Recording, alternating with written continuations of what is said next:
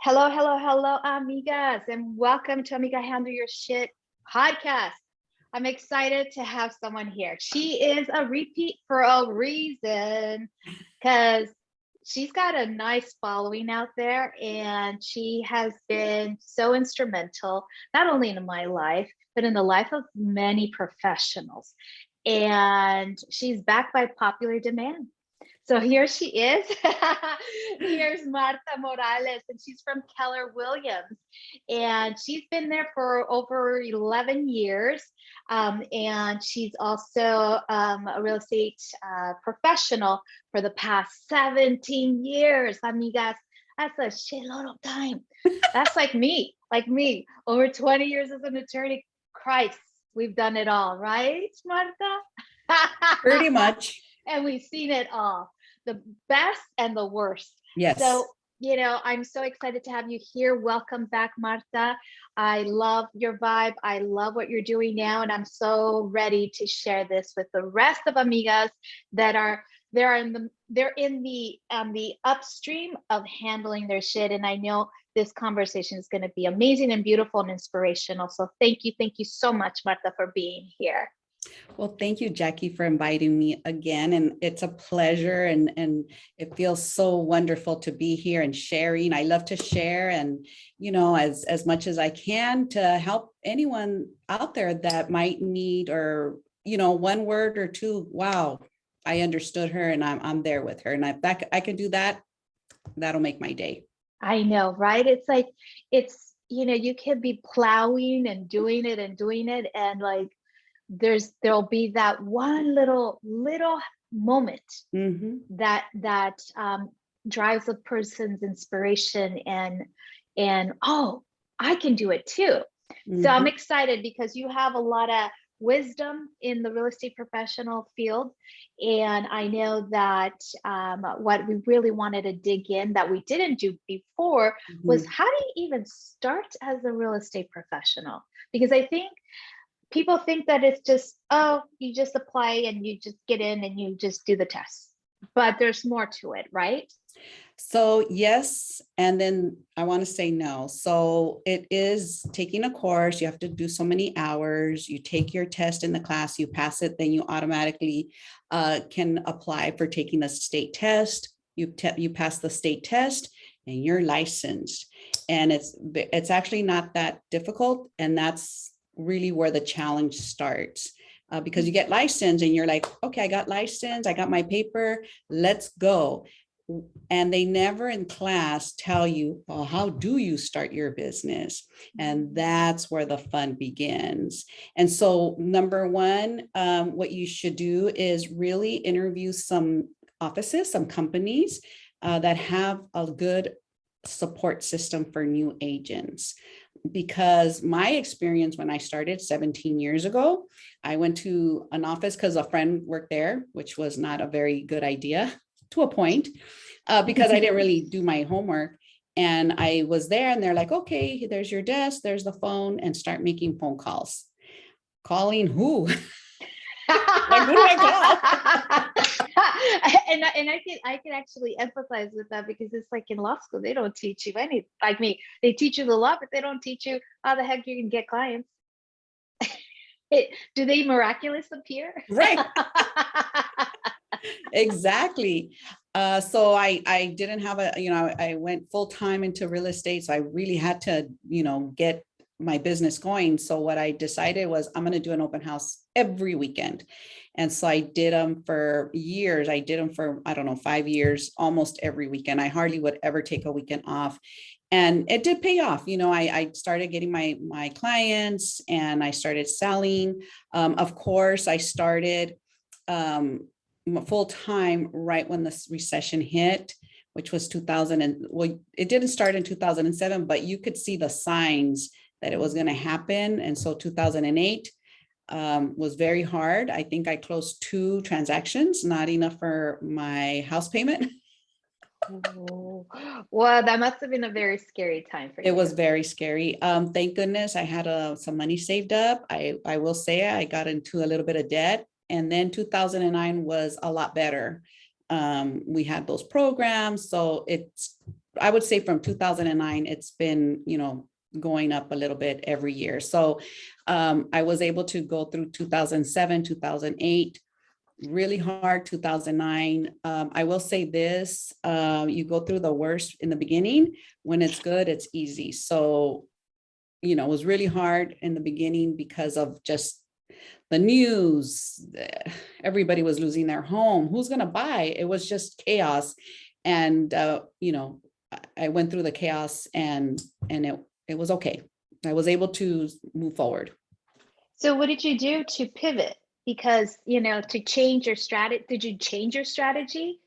Not really, because I okay. started in the strategy of just no homes. I'm sorry, no clients to buy, and everybody's losing their home. And so I really started, and I didn't really, that's how I started in the downfall. So really all I did was work, every open house, called every single person, helped them, was very, very involved, and just kept, I wouldn't say no to anybody. You can you help me sell a mobile home? Yes. You make like peanuts, but okay. Yeah. Anything. Can I buy a condo? Can I buy in Inland Empire? I didn't care. I just didn't say no to anything. Yeah. Number one, of course, a paycheck. But number two was really where it's all at, is learning. I learned a lot in those beginning years, from zero to, whatever. Just every transaction was a learning experience. And so that's where that's where it's all at, is going through the transactions. Right, with the transactions. Okay, so then you said something about learning, okay? Because I know since then it's been such a long time, but now we're in a different predicament, right? Like Right. we're in, you were talking about 2008, and now we're in 2022. Lots has changed. So can you give us a little bit of what has changed in the market, what you see moving forward? And so just to give you a little bit of perspective, so we're like right here. This is where we're at, 2007, 8, 9, and today. Okay, so just to give you a little perspective, in my city that I work in, which is in Whittier, in the worst years, 2009, 2010, however, at any point you would look to see how many homes were for sale in Whittier. You were looking at anywhere between 750 to 800 homes anytime you ran the report, right? Last week I ran the report in all of Whittier, 5 zip codes. There was 51. Whoa. Oh my God. Do you think that's like an increase in population, or what is it? So, everybody was losing their home. They couldn't afford it, or, whatever. So they just started selling, right? Selling, or being forced to sell, or being foreclosed, bank owns, the whole shebang, right? And so, we cleared that up. We cleaned it up, 4 or 5 years later. 2012 was the bottom. Then from there we went up, right? So we've been going up since then until today. And so what really happened was not necessarily a growth of population, but more of, I want to say, doing things right. We did those things wrong back then, which was, so I'm a plumber and I make X amount. Okay, well, you're not at top pay, but plumbers normally make this amount. So we're going to say you make that amount. So that was part of the thing. It was a lot of fraud. Right. And so people that were buying really shouldn't have been buying. So that was a big part. And then those programs with, you come in with no money. And so what did that, so people could pay their house, but they're like, why should I pay for my house when it's worth $200,000 less? Well, why should I? So they let it go. They could pay, they decided not to. So you have a fraud, and then you have people thinking, well, why am I going to pay for a house that's not worth it? Forget it, and giving up. And so those factors, they just really damaged our market. And so now here we are, wanting to buy. Now we're doing things right, which is you're going to buy the house that you can afford. based on your income. And so now it's more real. The other thing is in California, we're supposed to build so many homes a year to accommodate families, right? And so when the recession hit, those homes completely stopped for, I want to say 5 years or more. So no new homes were being built. And so now you're seeing these companies catching up with the population growth. So yes, part of it was population growth, part of it is just the economics, but also no builders.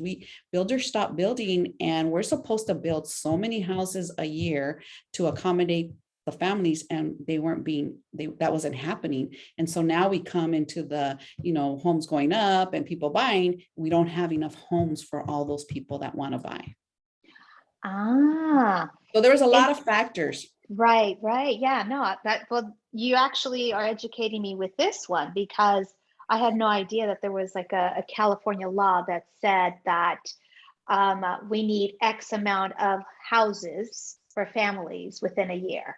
Yeah, it's not a law, but it's economics. It's economics based on, we do a census every 10 years, right? So we know, right? 2000 and 2000, 2010, 2020, how much it's growing. So you already know. And that's what we weren't able to, California couldn't because of the recession. Yeah. And now we have this pandemic, right? And now we have the pandemic, which people started thinking, so if I'm going to work from home, then I want to work from home in a home that I really want to be in, right? I've been saying I need another bedroom, or I need an office, or I need a bigger backyard. I've been saying that, and now I'm going to do it. The other thing is, which is pushing us well, the growth of new homes is, well, if I'm going to work from home, what does it matter where I live? So I'm going to move to Victorville, that's more affordable, new home, affordable, because I'm working from home. I don't need to drive an hour to get to my job. And so that's been another big boom in housing as well. Yeah, I can imagine, because now that hour of commute that you used to do, or whatever, even 2 hours, because there's been people that travel that far to get to downtown, or the west side. Now they can use those hours to actually work, or actually work out. You know what I mean? Right? And enjoy their home. And so if they have you have a beautiful pool, and you have a beautiful gym at your home, or you have a beautiful yard. And before, like you said, I would have to go to downtown, and it would take me, from Ontario an hour, or from wherever an hour and a half to get there, and then 2 hours to get home. Now I start at 8, right at 8, do my job, turn off at 5, and I can enjoy my walk. I can enjoy my kids. And so the work behavior has changed dramatically because of COVID allowing people to work from home. Right. And I, that's one of the pluses that I say. Like, I say that too. It's a plus, because now we get to design the work environment that you want, right? Versus the owner of the company designing it for you. Correct.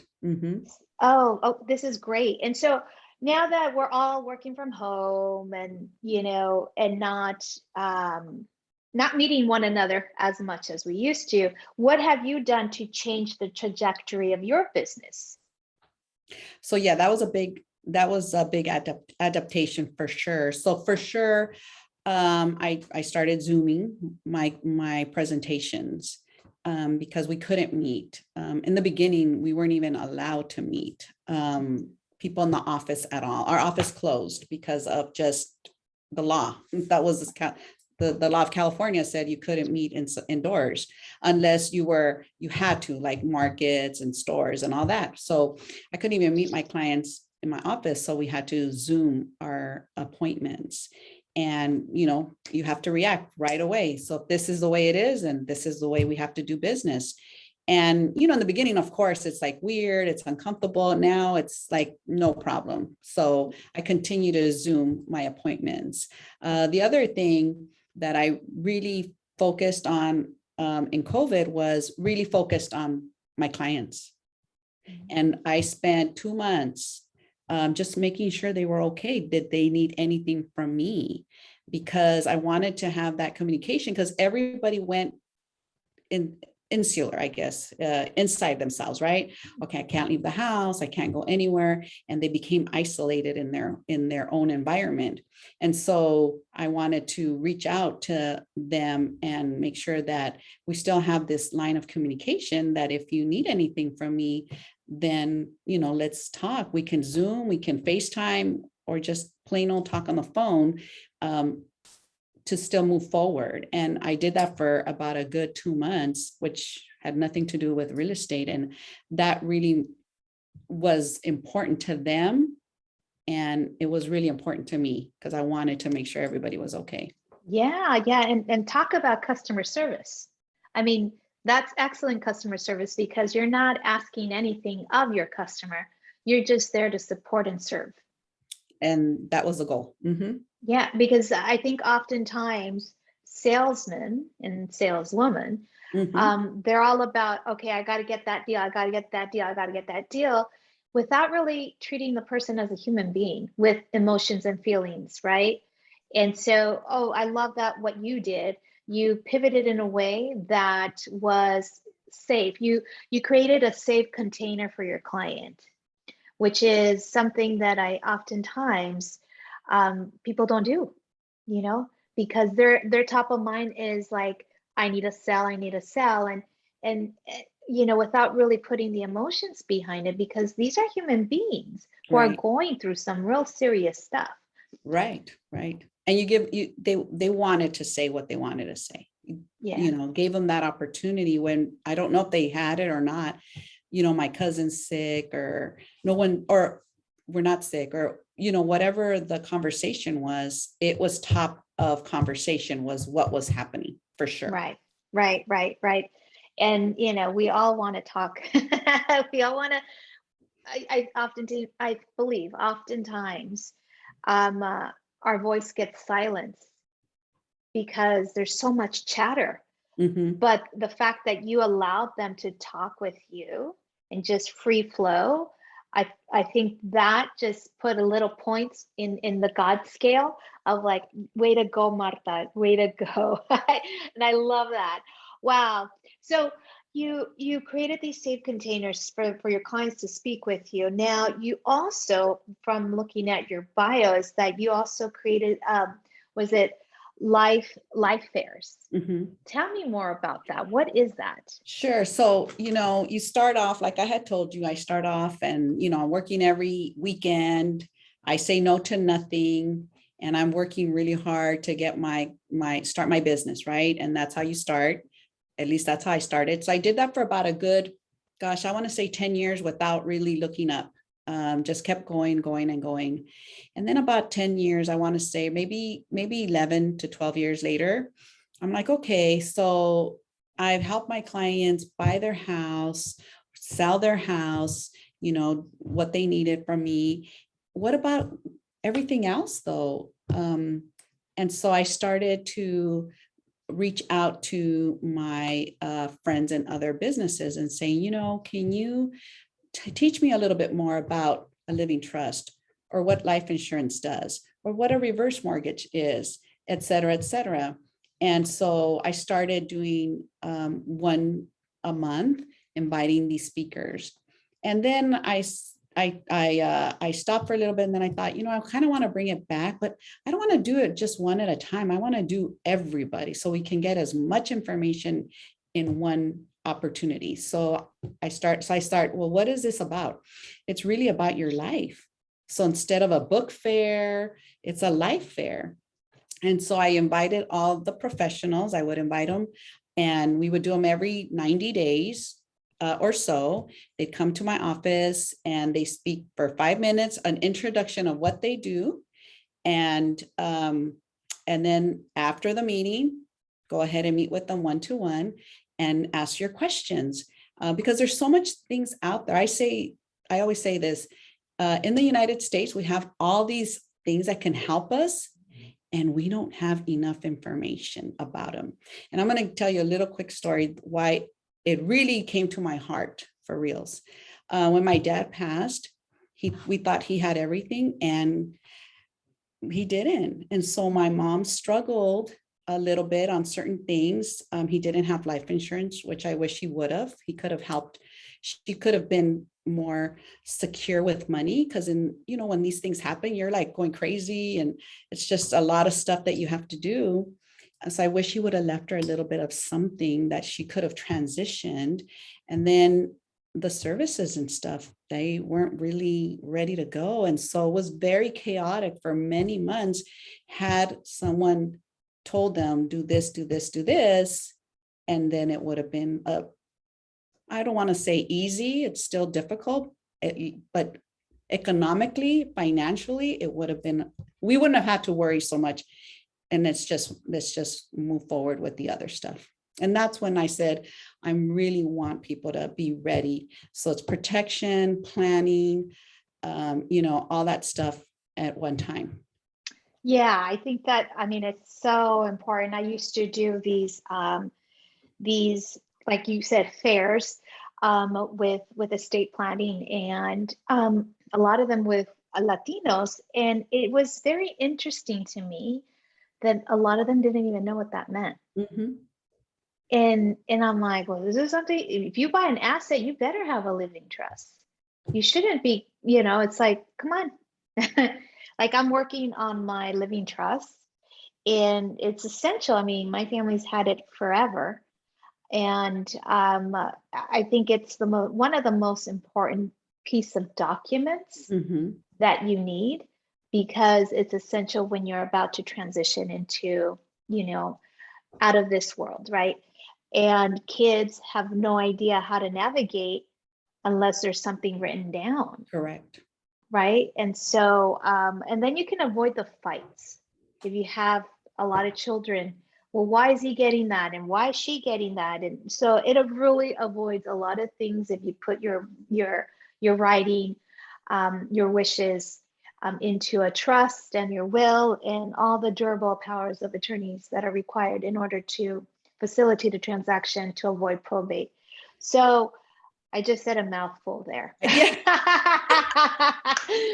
But and it's more too, it's retirement. Are you planning for retirement? You're not going to work forever. You have to we can't expect Social Security to be there for us. I mean, it's so much stuff. And so it's just knowledge and education. And I love holding them.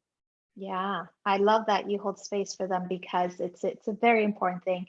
And yeah, when you buy a house, you buy a lot of things, and so what a better way than to find out by hosting these professionals at your business, so that they can talk about what they're really good at and how they can help your clients moving forward.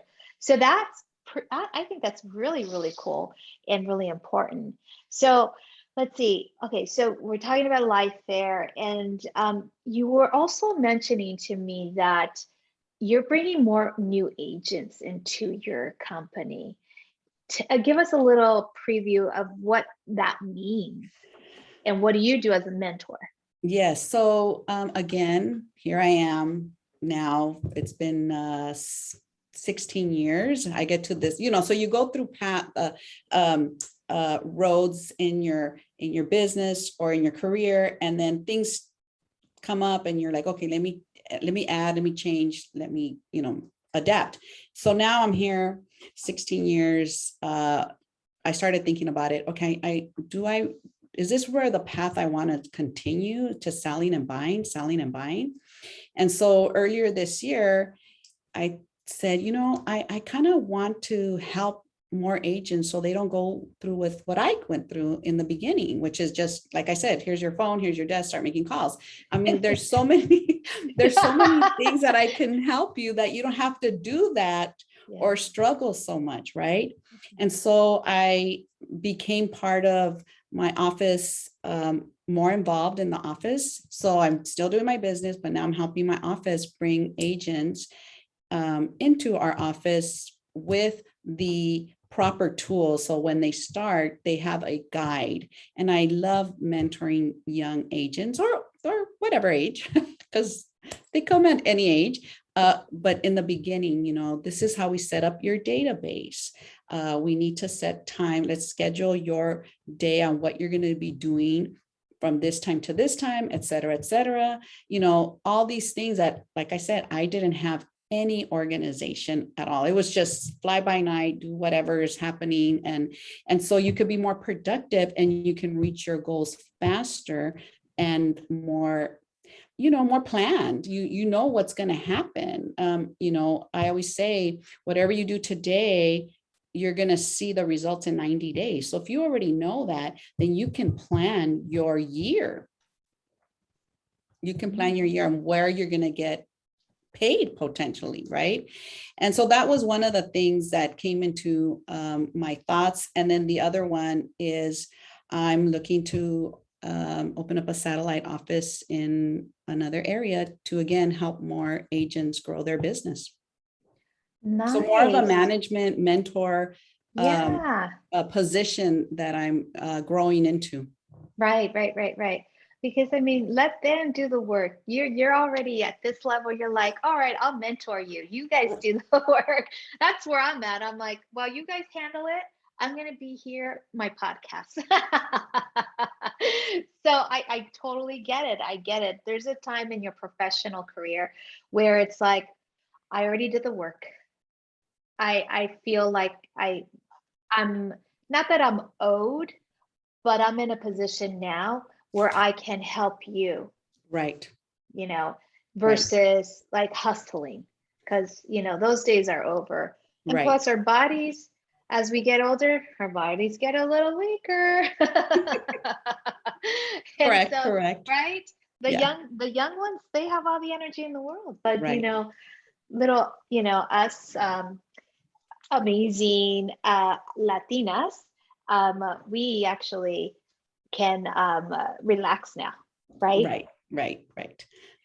So I'm so glad that you're doing that. And then also I see you being more visible online. I want to talk about that because here's the thing, amigas out there who are professionals. You don't know how much you're missing out when you don't become vulnerable online. And I'll tell you why. The reason is because the algorithms love seeing you do lives. And when you're a real estate professional or any professional, it's important for you to come out and speak vulnerable, and to speak from your heart and not just a stale video. So I'm so enjoying what's going on with you, Marta. I'm like, I applaud you. So she's been on Instagram doing these lives and I'm like loving it. So tell us, Marta, walk us through what you've done, what you've changed, because you need to get ahead of the market. Oh my gosh, you're so right about that. So let's do backwards again. So I start off hustling, like you said, and you asked me how did I adapt, and so working hard, and then the next level, which is my life fair, because I'm out there, I want to help the community. Okay, so in real estate, in sales, or whenever you're doing your own business, you have to be knowledgeable on what's happening. And yes, social media has been around a while. I was not the most involved person in social media, I will say that. And so I had that in the back of my mind. And I was on a panel and this person said, I do X amount of deals, which was pretty good, and all through social media. And I'm like, wow, all through social media. I was like, you know what, for 2022, I'm going to invest in social media, which is what I've done. And I put it out there because I'm all about energy. I just, positive energy or whatever you want, say it and it's going to happen. I told a friend of mine and she connected me with my social media person. I met with her, loved her, and we've been doing it now for 3 weeks. And every day something is on my social media different. Yes. And I will tell you, you're absolutely right. You do feel very vulnerable. It is not my comfort zone. And yet you got to push through it. The end result is fun. And I like seeing it. While I'm doing it, I'm like, oh, this is really good. Yeah. Well, it kind of probably makes you feel like that first time real estate broker when you were in the beginning stages of real estate. Oh, for sure. Right? It throws you back to that like vibe, that energy of fear, like, oh my God, what are people gonna think? Right. Holy moly, right? Because now you're talking to a screen, you're looking at the camera, and your mind is going crazy, like, who do I think I am? You know, and those are very valid points, but the beauty of it is that when you're vulnerable, people want to see that, you know, they want to see that, hey, not everything is all like, peachy and roses, but I get to see Martha do her thing, and yeah, she messes up, but I love that because she's human, right? So I'm loving them. I'm loving it, and I love that she's getting to it. Well, Totally. again, we have to adapt. We have to know what's in today if we want to be successful tomorrow. And that's what happens when you don't adapt, then your business gets a little slow. And you have to know what's going on and try to stay in it for your business to continue to grow and move forward. People want what they want, and we need to know what they want. Yeah. Yeah. When you're doing your Exactly. own thing, you got to know what's out there and what's happening. Right. Right. I mean, that's it. It's so easy for us to just stick in the corner and not really be visible out there, but it takes really guts to be visible. I'm a little older. I always say that. And so for me, this is a big, So, big gutsy move. shift. Yes. Yes. I mean, I know the young people are like, la, la, la, they're always on their phone and doing their stuff. And that's just, Yeah. so for me, it's been fun. I'm not going to say it hasn't. And then at the same time, very challenging, very challenging. Absolutely. Absolutely. Well, I'm so appreciative of you making this move, because I love doing lives. I do them all the time, and I see. I I feel see like that. I have so much content. I'm like, oh my God, I need to get paid. But I mean, it's so important. I think that when I started being more involved way before the pandemic, I already was doing Zoom calls. I was already doing all these things. And then when the pandemic hit, people were looking at me like, hey, how do you do that? Can you show me? And blah, blah, blah. And I'm like, sure, not a problem. I can show you how to do this stuff. But, sometimes I think people are just like resistant to change. And that's the thing. And, resistance, whatever you resist, persists. So let's try to change and grow. Correct. 100%. Right? What does it say? If you're not growing, you're dying. Is that the saying? I forget. But it's the truth. If you're not moving forward, you're standing still. And you have to adapt and move forward, because you learn, you might even have fun. So why not try it? Right, right. And who cares what people say? If you're not doing it, what is the thing? The theory is that you got to have at least one hater, because that's a sign that you're doing a great job. Okay. Yeah. Yeah.